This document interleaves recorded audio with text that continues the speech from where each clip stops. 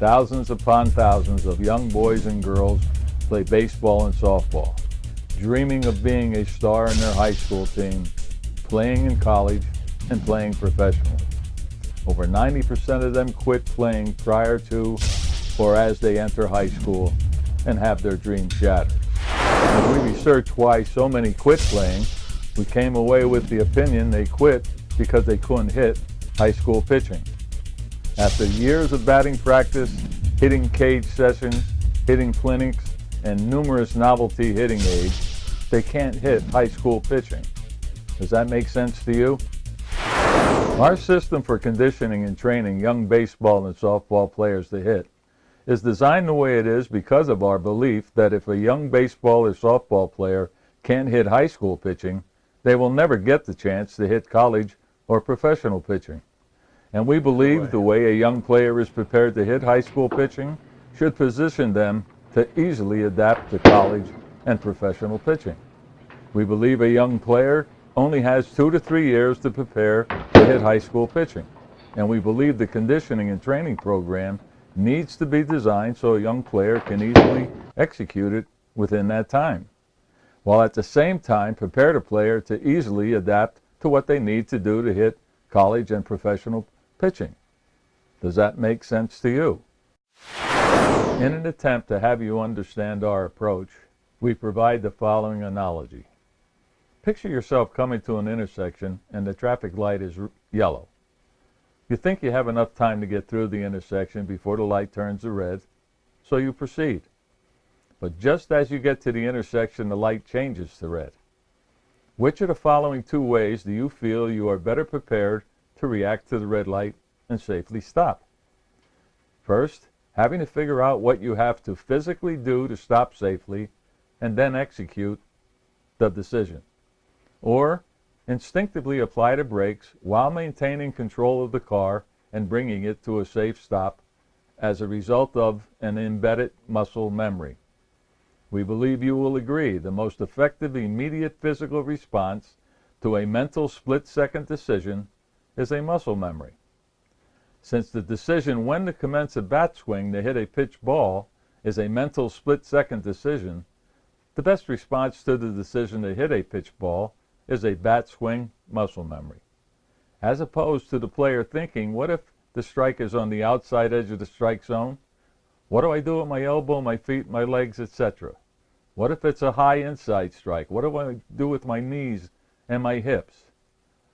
All while the ball is approaching them. Does that make sense to you? Because a player's mind can only effectively trigger one physical muscle memory at a time, the question becomes, what one bat swing execution should be conditioned into the muscle memory of a young baseball and softball player to prepare them to hit high school pitching, and at the same time have them conditioned to be trained to hit college and professional pitching.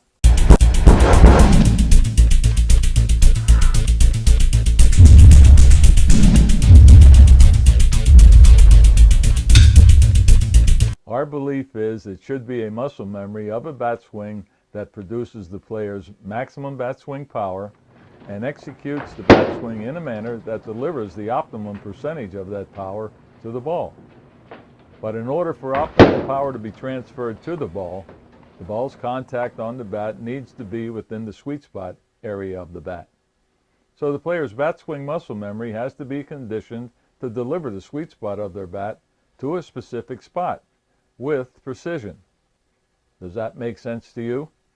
We don't believe a player should have a weak spot anywhere in their strike zone where they can't deliver the sweet spot to the ball with their bat swing muscle memory.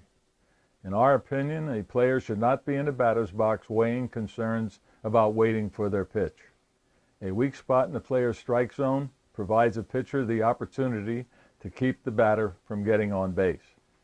But to deliver the sweet spot of their bat to the ball in each travel lane of their strike zone with this bat swing muscle memory requires that the bat-to-ball contact transpires at a specific spot in each travel lane of the player's strike zone. For a player to have the ability to deliver the sweet spot of their bat to the ball at a specific spot in their strike zone, the player's bat swing must start quickly and the barrel of their bat must travel at an accelerated speed.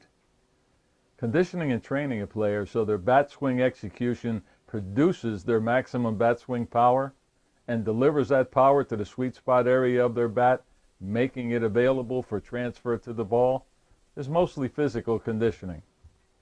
But for the transfer of optimum power to transpire, the player's bat swing execution has to be producing its maximum bat swing power at the moment the player decides to swing the barrel of their bat toward the ball, and the sweet spot has to make contact with the ball at a specific spot in their strike zone. This requires precise timing of the components of the bat swing execution and the travel of the ball.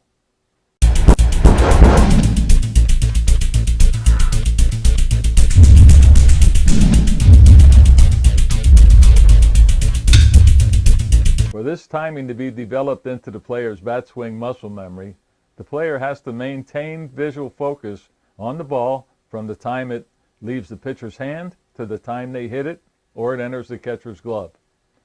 We believe the player relaxing their visual focus on the ball is the primary reason so many players can't and aren't capable of hitting high school pitching. The relaxing of their visual focus on the ball distorts the traveling image of the ball, resulting in the disruption of the timing of the player's bat swing. This disruption of timing produces pop-ups, infield grounders, and strikes. The player relaxes their visual focus on the ball when they are deciding if the approaching ball will be a strike or not, when the player is thinking about how they should execute their bat swing, when the player is deciding when to swing their bat or not, the player is executing the part of their bat swing that produces maximum bat swing power, and the player begins executing the forward swing of their bat. To give you a feel for what we mean, the next time you're at the eye doctor and he or she is asking you to identify the smallest print you can read, as you stare at the chart, think of something else. We are of the belief that it doesn't matter what the player's feet, legs, hips, and shoulders and elbows are doing if the bat doesn't make effective contact with the ball. That's why our hitting system first develops a bat swing muscle memory that produces maximum bat swing power, while at the same time develops the precision to deliver that power to the ball, and then conditions the player to maintain visual focus on the ball as their mind multitasks through the bat swing execution. We then develop the player's timing to hit pitch balls. Then we concentrate on producing more and more bat swing power to drive the ball over the fence.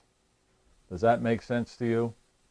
If it does, and you have an interest in seeing a young baseball or softball player become a great hitter, or you have an interest in our licensing program, which provides a person the opportunity to earn an exceptional part-time income, training young players to be great hitters, you need to contact us at rahaney71@aol.com.